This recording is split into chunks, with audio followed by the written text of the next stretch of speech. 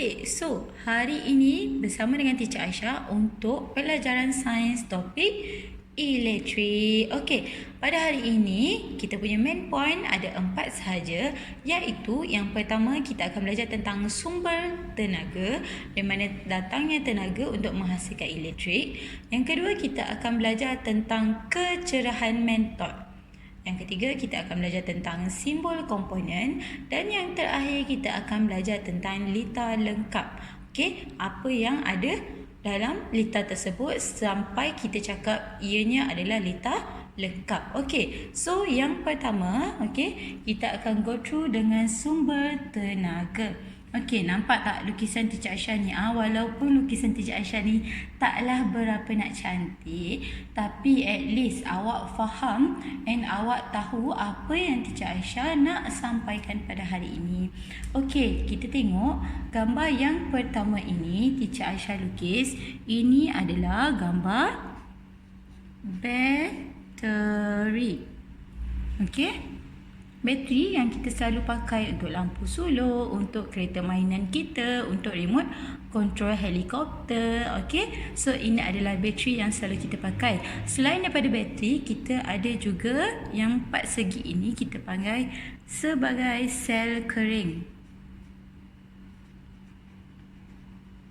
Okey, sel kering ini selalunya kita akan pakai dalam telefon. Dia sama je macam bateri, cuma okay, nampak bentuknya berbeza sedikit. Dia dalam bentuk 4 segi ataupun dalam bentuk yang lepit. Okey, seterusnya nampak tak yang ni apa? Okey, yang ini kita panggil sebagai, kat mana awak nampak gambar tu? Okey, itu adalah akumulator. Okey, macam mana ejak akumulator? Akumulator. Alamak, tak muat. Okey. Akumulator. Akumulator. Okey, akumulator ini adalah sejenis bateri juga, tetapi biasa kita pakai di dalam kereta. Okey, pernah nampak kan bentuk dia? Okey, selain daripada akumulator, kita juga ada dynamo. D-Y-N-A-M-O. Dynamo. Okey, dynamo ini selalu kita pakai ataupun selalu kita gunakan di dalam basikal.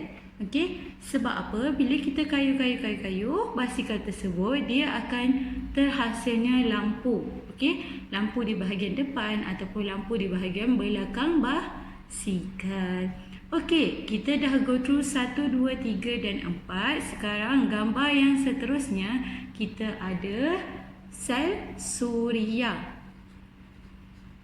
Okey, ini kalau siapa-siapa yang ada rumah yang ada solar system, solar panel, dia akan ada sel suria di atas bumbung rumah. Okey, seterusnya kita ada generator. Generator ni selalu kalau kita pergi pasar, kan ada bunyi yang vuuu. Okey, bunyi yang terhasil daripada generator. Bila masa diorang gunakan generator ni? Bila tak ada sumber tenaga untuk hasilkan elektrik, ataupun kalau dekat pasar, mana ada kita ada switch, mana ada kita ada plug untuk kita pasangkan wire kita untuk menyalakan lampu. Jadi mereka akan gunakan generator. Okey, dan last sekali kita ada yang ni.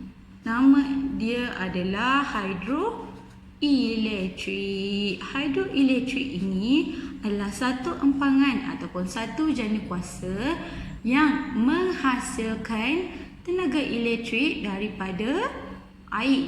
Okey, walaupun ianya air, tetapi kalau dalam jumlah yang banyak, dalam kuasa yang banyak, okey, dia punya sistem, dia punya structure, dia akan boleh menghasilkan elektrik. Okey, and next kita akan belajar tentang kecerahan mentol. Okey, kenapa kat topik kecerahan mentol ni Teacher Aisyah tak lukis apa-apa? Sebab Teacher Aisyah nak you all faham dari A to Z macam mana terhasilnya kecerahan mentol yang berbeza untuk setiap litar. Okey, sebagai contoh kita ada ni apa? Ini adalah switch. Okey, Kalau kita ada Swiss, kita juga akan ada bateri. Okey, Teacher Aisyah lukis bateri. Kemudian kita ada mentol. Okey, akan bersambung. Okey, jelas. Okey, kalau ada satu mentol, kecerahan ianya adalah sangat tinggi. Ataupun kita boleh tulis kat sini, sangat cerah. Okey. Tetapi sekiranya dalam lita yang sama dengan bateri yang sama, ada satu juga, tetapi kita ada dua mentol. Okey. Ni kita ada dua mentol, kecerahan dia adalah kurang. Nampak? Kecerahan adalah kurang. So kita boleh tulis kat situ kurang cerah. Okey, jelas. Okey, ini untuk kecerahan mentol. Kemudian kita akan go through kepada simbol komponen. Bila kita kata simbol komponen, bermaksud simbol-simbol ini kita akan gunakan supaya tak adalah kita nak lukis mentol lah, kita nak lukis bateri, nak lukis wire yang macam susah tu kan. So kita tukarkan kepada simbol komponen. Yang pertama, Teacher Aisyah lukis ini adalah simbol untuk sel kering. Okey, sel kering ni tak kira lah ada pakai bateri ke, ada pakai akumulator ke. So apa-apa simbol untuk sel kering ataupun untuk bateri akan dalam lukisan seperti ini. Untuk yang ada gambar bulat dan ada pangkal, ini adalah mentol.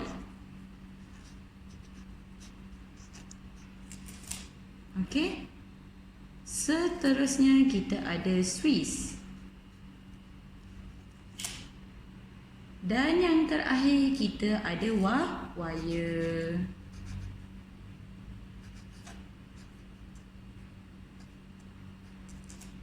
Okey, sangat senang topik kita hari ini. Dan last kali kita ada lita lengkap. Untuk topik lita lengkap ini, macam mana kita nak panggil sesuatu lita itu lengkap? Satu lita yang lengkap perlu ada, first kali kena ada Swiss. Dan Swiss ini akan bersambung dengan bateri. Okey?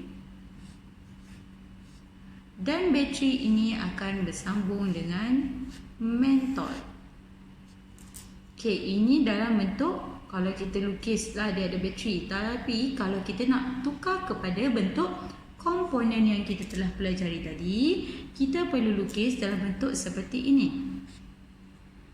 Swiss, kemudian ada bateri, kemudian kita ada mentol. Okey, jelas?